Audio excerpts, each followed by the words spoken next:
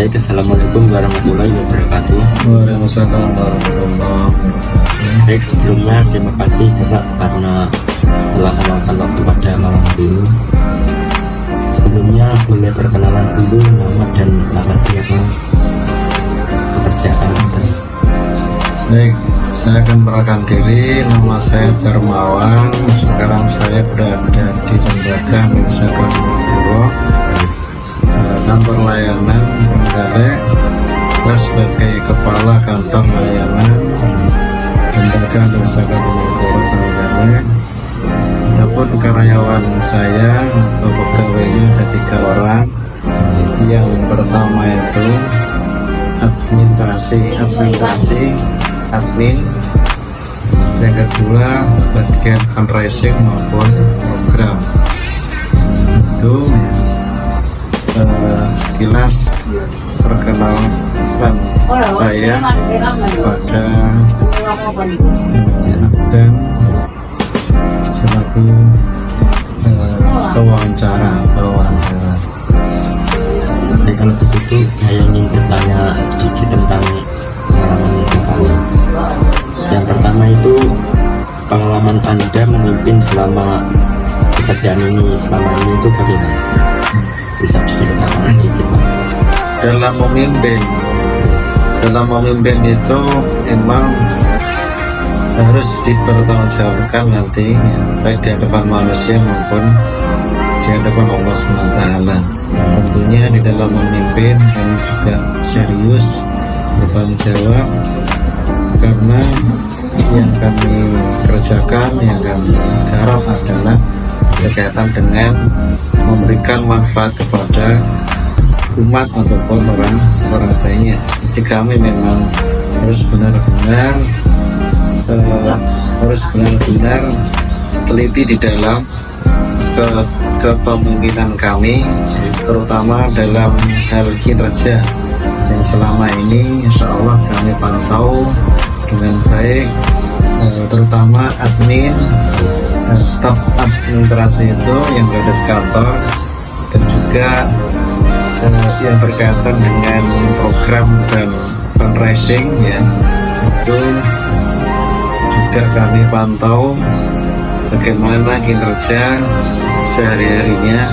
Saya kira untuk mengontrol daripada kinerja mereka memang harus butuh ketelatenan, untuk hal-hal yang sekiranya bisa membuat sebuah lembaga itu bisa berhasil berkembang ya, kemudian bisa memberikan manfaat yang lebih luas lagi kepada masyarakat Trenggalek khususnya. Sangat menarik ya. Baik, untuk pertanyaan kedua ya Kak.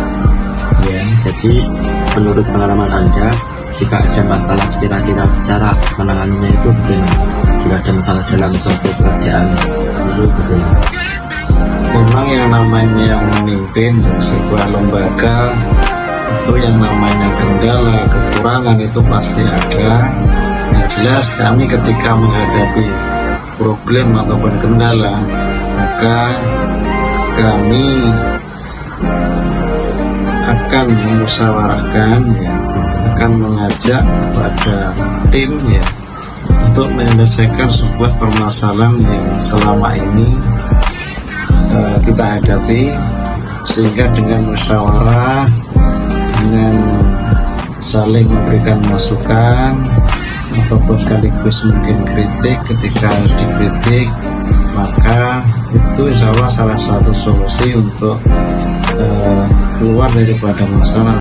Jadi memang semua lembaga ataupun perusahaan itu pasti kendala, itu pasti ada. Oleh kita memang harus saling berkomunikasi, bermusyawarah dengan satu tim yang sedang kita pimpin. Jadi untuk menangani itu dengan musyawarah itu sifatnya intern dulu. Nah, ketika secara intern masalah itu belum bisa diselesaikan, maka kami bisa minta solusi ataupun masukan dari kantor pusat insya Allah dengan demikian masalah itu akan terselesaikan. Baik Pak, ini ada pertanyaan terakhir ya Pak. Ya, Jadi bagaimana cara seorang pemimpin membangun kepercayaan dalam timnya? Itu bagaimana? dalam rangka membangun ya kepercayaan di antara ya lembaga tersebut, memang yang namanya seorang sosok pimpinan memang yang harus diutamakan adalah keteladanan kepada tim ataupun staf maupun anak buah. Jadi memang harus memberikan contoh yang terbaik, baik disiplinan maupun etos kerja yang di dalam mengemban sebuah amanah. Insya Allah dengan